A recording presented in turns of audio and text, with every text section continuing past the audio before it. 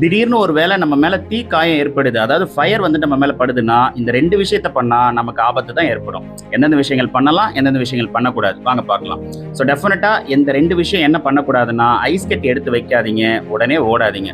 Ice கட்டி வைக்கிறதோ, இல்ல ஆயில் ஏதாவது வந்துட்டு அப்ளை பண்றதோ, இல்ல டர்மரிக் பவுடரு, இல்ல வந்துட்டு டீ தூள், இல்ல காஃபி தூள் இந்த மாரி வந்துட்டு அப்ளை பண்ணாதீங்க. ஐஸ் கட்டி வச்சீங்கன்னா, அந்த இடம் வந்துட்டு இன்னும் வாசோ கன்ஸ்ட்ரிக்ஷன் அதிகமாகும்.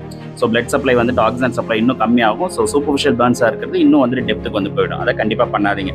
ஓடுனீங்கன்னா இன்னும் வந்துட்டு ஈஸியா வந்துட்டு ஆக்ஸிஜன் கன்சியூம் ஆகும். ஸோ ஃபயர் வந்துட்டு அதிகமாகும்.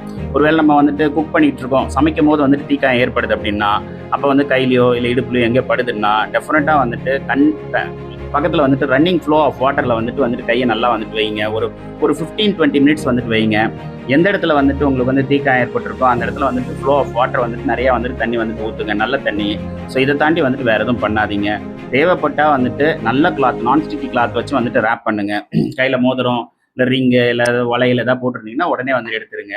அஸ் ஏர்லி அஸ் பாசிபிள் வந்துட்டு ஹாஸ்பிட்டல் வந்து ரீச் பண்ணுங்க. தீக்காயத்தினால யாருக்கும் எந்த ஆபத்தும் எந்த ஏற்படாம வந்து பார்த்துக்கலாம். இந்த இன்ஃபர்மேஷனை நிறைய பேருக்கு ஸ்ப்ரெட் பண்ணுங்க. தேங்க்யூ.